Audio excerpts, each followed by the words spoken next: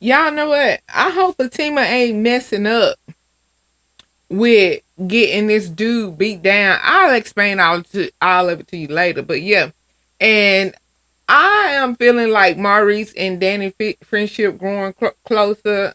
You know, I was advocating for Pam and Maurice to be closer, but I'm really liking Danny and Maurice's friendship too. But let's get into Tyler Perry's Sister season 10, episode 9, Visiting Hours, okay?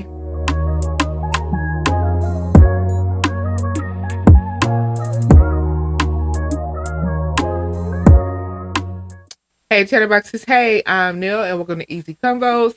So I'm getting straight into it today. I'm skipping the biggest part of my intro and all of that, but we're gonna start off with Danny and Maurice. Danny and Maurice are at the bar, and surprise, surprise, y'all, Chris works there now.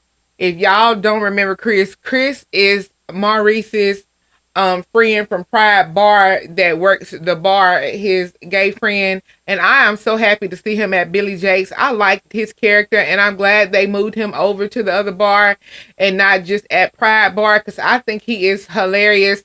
So while Pride Bar is his home, he will be here at Billy Jake's, and I am glad we got to have him at this bar too. Now I don't like how Maurice be being rude to Chris at all. And Danny and Maurice get alerts to their phone while they're sitting at the bar. The alarm is going off at the salon.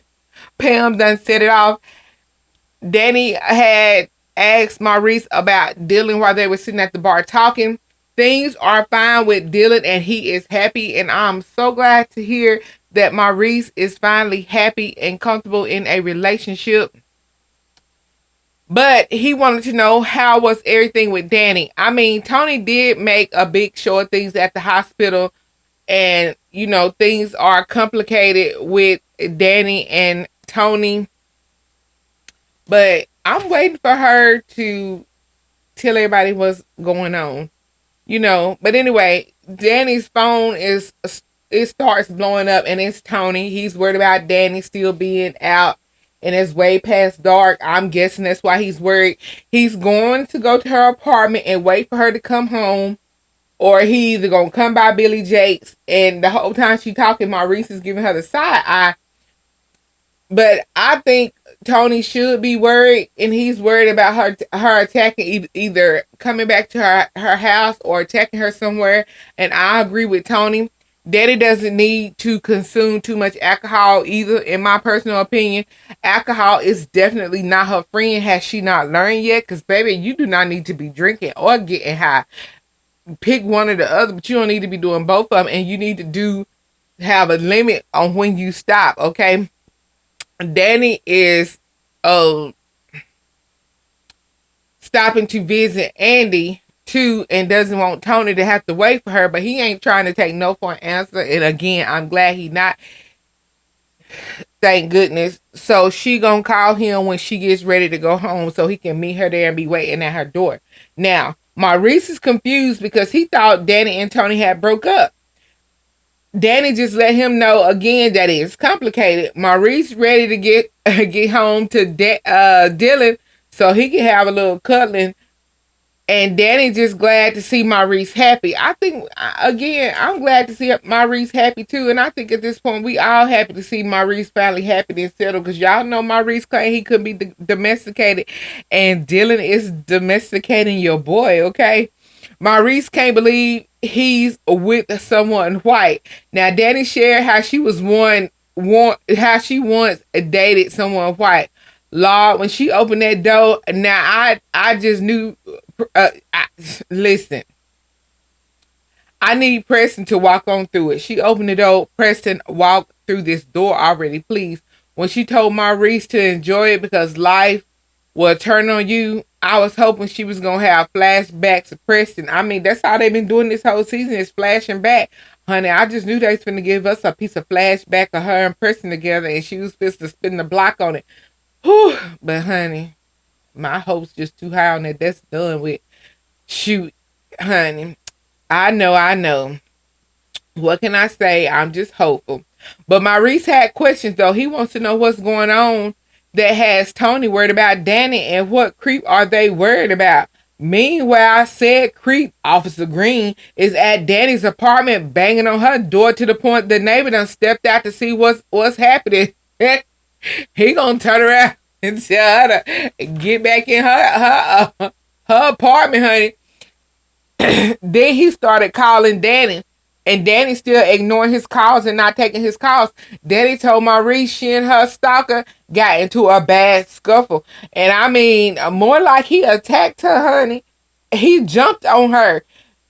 The convo gave Danny a flashback of her attacker. Again, they doing all these flashbacks. Why we couldn't have a flashback of Preston, but I'll wait.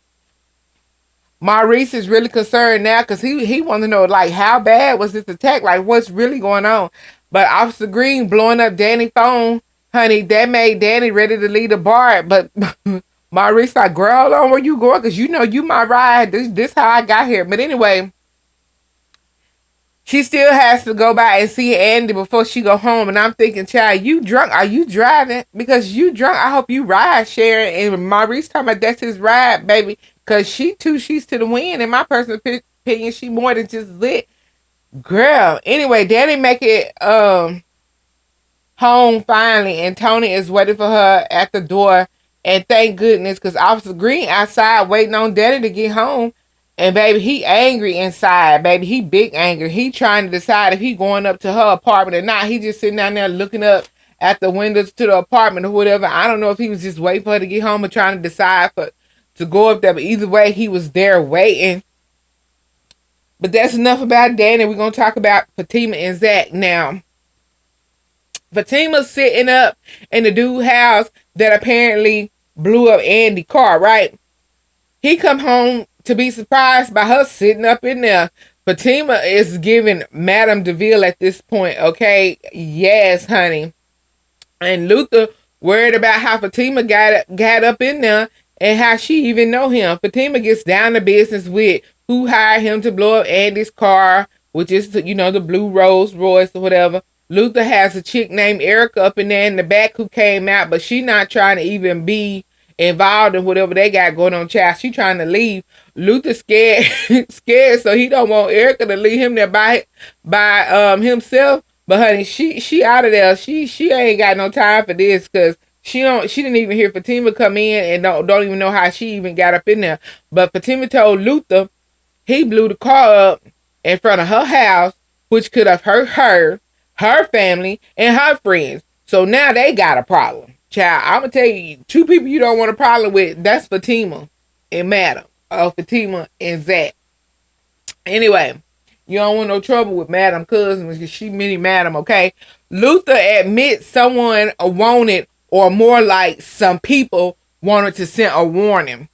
Okay, a doctor did.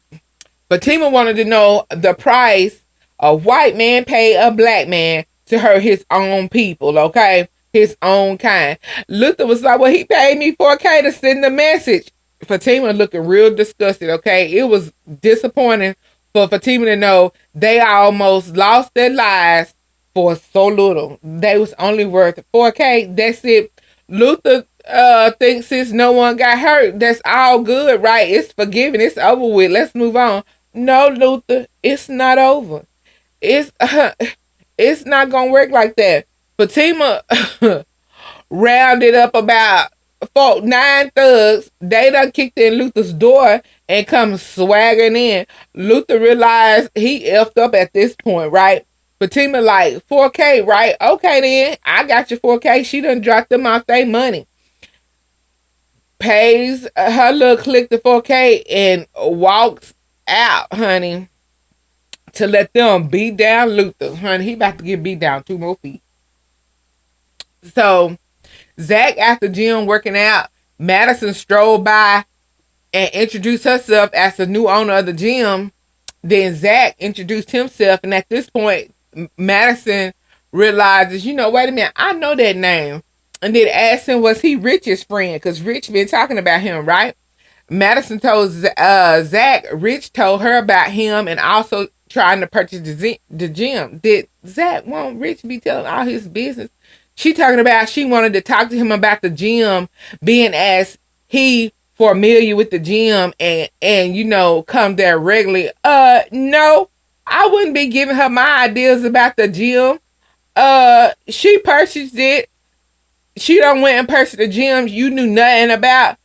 Let her flop so you can purchase the gym. I'm not gonna sit down and tell you all my plans and ideas for a place you beat me out of.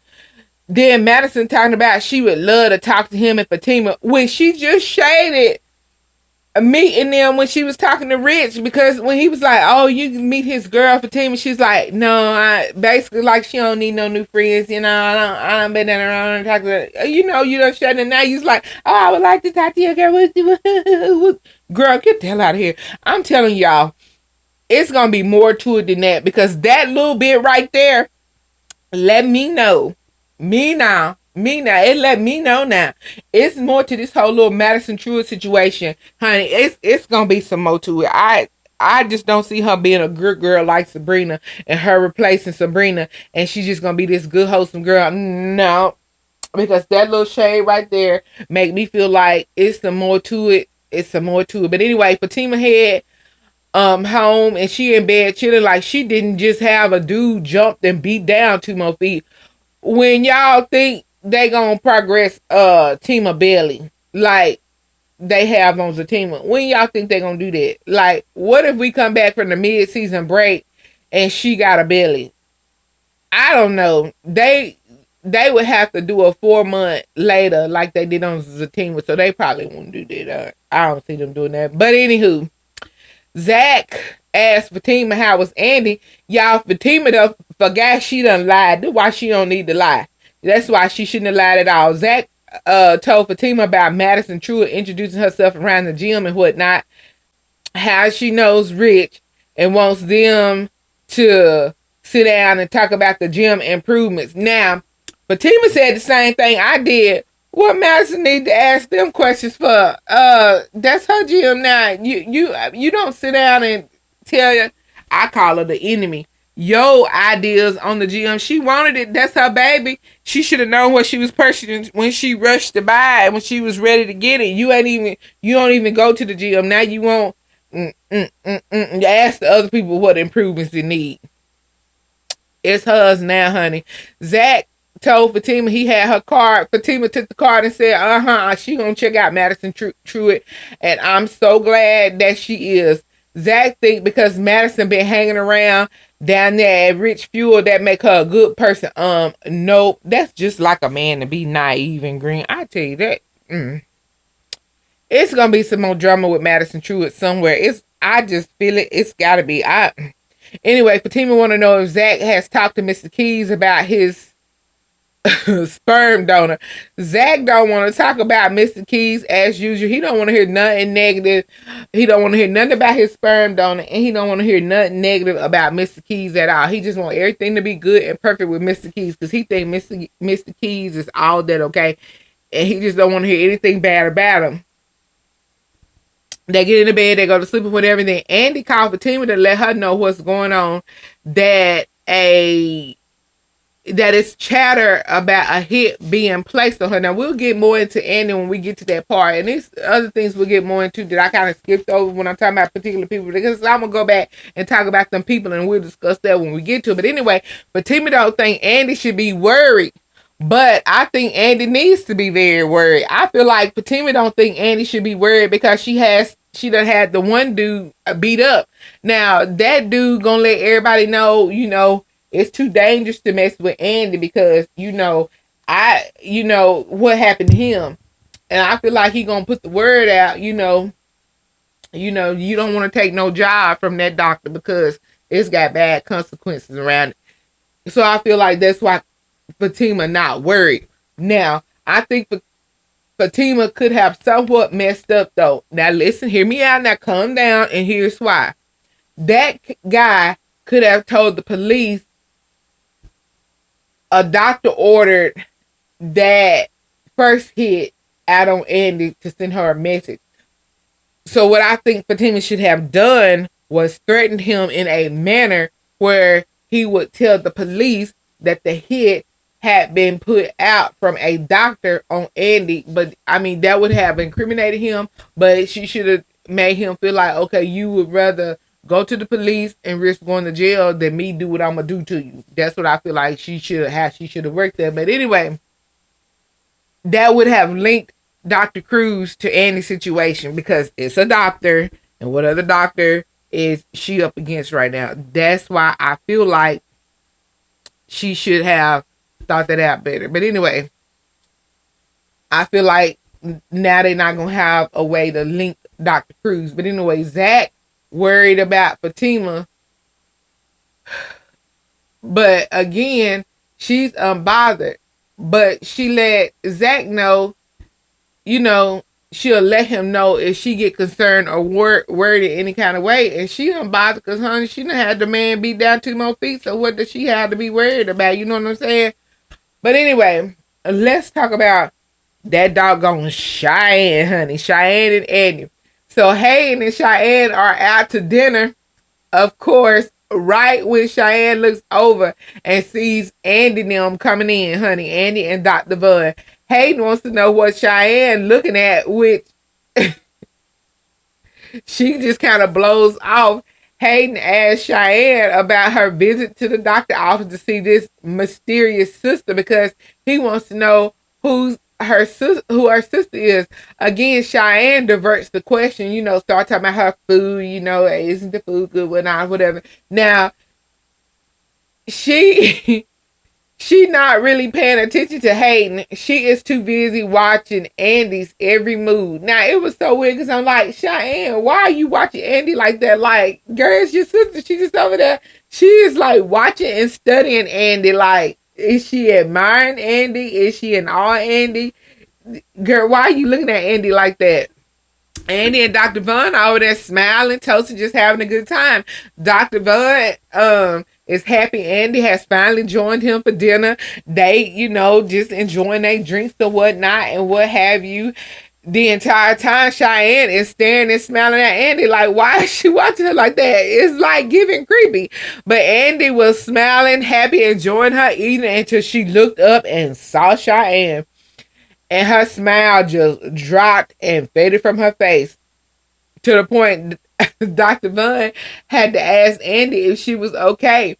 Andy was so stone-faced and baby like somebody farted in her face. So now she's staring at Cheyenne and Cheyenne staring at her. Y'all, they so crazy. Dr. Vaughn was even trying to see what she was looking at. It was just weird. So Dr. Vaughn was becoming uncomfortable. He kept trying to see what was wrong with Andy. Andy claimed she was okay, but she was just too distracted. She wasn't listening to nothing he was saying. Cheyenne wasn't listening to nothing Hayden was saying. Then Hayden must have gotten tired of Cheyenne ignoring him because next thing I know, they leaving and saw Dr. Vaughn and Andy as he and Cheyenne was walking out. Child. And then, of course, Hayden had to be messy. Hayden gonna have the nerve to come at this bitch. You the bitch. Honey, vagina bigger than any woman's, okay? Referring to Andy and had some nerve, then gonna go over and harass Andy when she was minding her own business, not bothering him. Now, it's gotta be some kind of rule to this. You can't go over and just be harassing people like this. Hayden tell Dr. Vaughn his name like someone should know who he is, like he well known, and that he's a lawyer at the firm. Ooh, please. Andy is a partner at the firm. Please fall back and have several seats, okay? Dr. Vaughn tells Hayden his name, which piques Hayden's interest at this point since he knows Dr. Vaughn is from Vanguard Hospital. Now, I don't trust Hayden. I feel like he gonna do something to cause Dr. Vaughn issues at work to get him suspended or something because he backstabbing and two-faced it. And even though the firm no longer representing Dr. Cruz, I don't trust Hayden at this point. And I feel like Hayden is gonna do something malicious and dirty. But he's going to tell, I just feel like he's just going to tell Dr. Cruz something to get Dr. Vaughn suspended. I just believe that in my bones. But Dr. Vaughn wondering if he knows Hayden because how does he know him and where he work at? But Hayden's smart mouth gon' let Dr. Vaughn know they don't know each other, but he does know him. him and has heard of him. But Hayden accused Dr. Vaughn of looking at Cheyenne. Girl, ain't nobody looking at that little girl. Dr. Vaughn is the grown woman type, okay? Child, wasn't nobody studying her, but Dr. Vaughn was trying to see what Andi was looking at. But anyway, Andi told Hayden his date looked looked too young for him. And Cheyenne heard up and said she was a consenting adult. Then Hayden started talking rude to Andi as per usual. He always talking out the side of his neck. Dr. Vaughn wasn't about to have that baby. He was about to put Hayden in his place as he should. As a man, you supposed to protect your woman and stand up for him. And anyway, Hayden tells Dr. Vaughn he needs to know who he's dealing with when it comes to Andi. If he gonna mess with her, he needs to be prepared to have his reputation ruined, be stabbed or incarcerated and left ruined. Child, that's the people that mess with him, honey. But Dr. Vaughn told Hayden to take his date and go. Andi told Cheyenne while they're at it, let's tell Hayden what's up. Does she want the pleasure of breaking the news to Hayden or should she? Hayden and Dr. Vaughn was looking real crazy and confused. And Cheyenne was ready to leave all of a sudden. First, she was there for the action and tea. Because why are you that amused and interested in somebody talking down and talking to your sister like that? Why was you so interested in that? But honey, she didn't want to tell Hayden and didn't want him to know. But I still don't like how she was so amused with the way he was disrespecting Andi because could nobody talk to my sister like that in my presence. Let's just be honest. But Hayden couldn't take Andi knowing something he didn't know and had to know, like, what was Andi talking about. Dr. Vaughn was ready for Hayden to just go and tell him to, move along, just like get on out, just go. Hayden got smart with Dr. Vaughn saying he wasn't talking to him, baby. Dr. Vaughn came up out of his seat. He was about to handle Hayden. I thought he was finna yoke Hayden up. And I was so wanting him to pick Hayden up off the floor. Child, I don't condone violence, but sometimes Hayden needing to be bought. But anyway, Andi had to calm Dr. Vaughn down. She calmed him down or whatever. And Andi told Hayden, let her properly introduce them, okay? Hayden Mouse meet Cheyenne Boris, baby. Hayden had egg all over his face. Dr. Vaughn understood what had Andi's attention thrown all off at this point. But Hayden talking about Andi had him go out with Cheyenne to get him fired. Now, what sense did that make? Andi didn't tell him or have anything to do with him hitting on Cheyenne or giving her a business card. She wasn't even in the office when Cheyenne came. She did not tell him to stop and come on to Cheyenne or nothing. She was walking through the office minding her business when Hayden tried to talk to her. Andi had absolutely nothing to do with that. So how you gonna make that scenario up in your head? Child, for him to supposed to be an attorney, he ain't real bright. I'll tell you sometimes. But now suddenly, he calling her underage. He's like, you trying to set me up with your underage. So you weren't worried about her being underage when you was trying to get her, giving her your card, and when you wanted to go out, when she called you and you was like, yeah, let's go out to dinner. You didn't care about them. But anyway, he wasn't worried. He think because of the Tamara situation, this is a setup. Child, bye. Andi warned Cheyenne not to go out with Hayden, and the type of person that he was, and how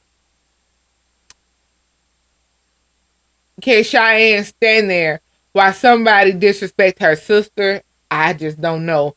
But once she seen the kind of person Hayden was, she should have ended the date. Now, you would have thought she would have, but Cheyenne didn't. She just still sitting there looking dense as she always do. Then Cheyenne was going to try to flirt with Dr. Vaughn when he stood up talking about, so you are a doctor. Girl, I was so glad when Andi told Cheyenne not to have Hayden at her house, because I was thinking it, because I was like, I hope Cheyenne ain't finna carry Hayden to Andi's house, because baby, you cannot have the enemy up in your house. But Cheyenne told Andi she was the one that sounded like she was bad news, and that she wasn't taking Andi to her penthouse. She would have been on the first thing smoking back to Florida had she carried Hayden to my house. All right, I'm telling you. But Dr. Vaughn is right. Cheyenne is nothing but trouble.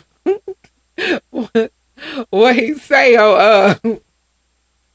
Trouble, trouble. That is anytime you think of Cheyenne, that's all that come to mind. Anyway, Dr. Vaughn brings Andy back home and she apologized about the whole Hayden and Cheyenne situation. I mean, really it wasn't her fault, but still Dr. Vaughn goes in for a kiss. Girl, Andy done turned the other cheek. Girl, why you didn't kiss that man, honey? For the first time ever, she is not jumping in the bed with a man. And I can say she would be one of the first sisters not to, because normally when one of the sisters in the sister circle that is now broken, but the sister circle meet a guy, they her up and bed the guy down, sleep with him, have sex with him, and this would be the first time in sister history that one of the sisters did immediately jump into bed with somebody, and I'm kind of proud of Andy for taking it slow with Dr. Vaughn, and I guess all that fussing and cussing and hollering Danny done did at her and being mad at her, finally soaked in and wore off on her, but Dr. Vaughn left. He did say he was gonna be patient. He wasn't going nowhere, but don't keep him waiting too long, child. But Dr. Vaughn left, and Cheyenne came slithering out, talking about it was awkward at dinner, and but that was Cheyenne's fault. She was the one over there standing and looking and carrying on and disrupted everything. But she shouldn't have been staring. But then she's so tickled by hating, disliking Andy so much. That girl is weird. Okay, that whole situation was weird. Then the elevator chimes, and I'm thinking it's Dr. Vaughn coming back, just like they was thinking that it was Dr. Vaughn coming back, letting Andy, know somebody was coming up when it chimed. Cheyenne wouldn't even leave the room with no clothes on, even though they thought it was Dr. Vaughn. She's so childish and disrespectful, because there ain't no way I would be sitting up in the room with no clothes on and whoever my sister dating coming up, and I think they coming up, and just sit there waiting for them to see me how I'm looking. But anyway, that was just weird. But it wasn't Dr. Vaughn. It was Agent Watt needing to talk to Andy ASAP, and he couldn't wait till the next day, because honey, things done hit the fan and they done escalated. So whatever they be monitoring, their talk was briefly interrupted by Cheyenne drooling and staring at Agent Watt to the point he had to be like, "Who is this?" And she's like, "It's my sister." Honey, that gal would try to sleep with anybody.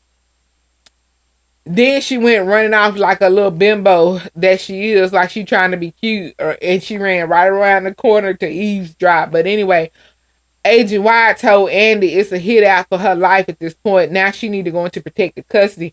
Andy wants to know if Fatima is at all at risk, and she is not running and hiding from Dr. Cruz, giving up her cases, because if she do that, then it just let him win, which it is. Now, I don't want her to give up her cases, but at the same time, I don't want her to be at risk. I do want Andy to be all right, because we done lost enough sisters. We don't need to lose Andy too, okay?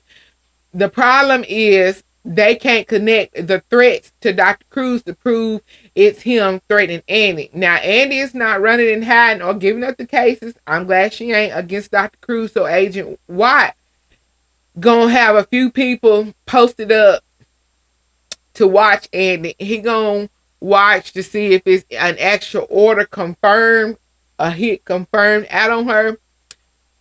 But and Andy, she don't want to live her life in protective custody with people walking, looking over her shoulder, people watching her back. But honey, you going to have to, because you can't trust Dr. Cruz at this point. So Andy immediately called Fatima to tell her what was going on.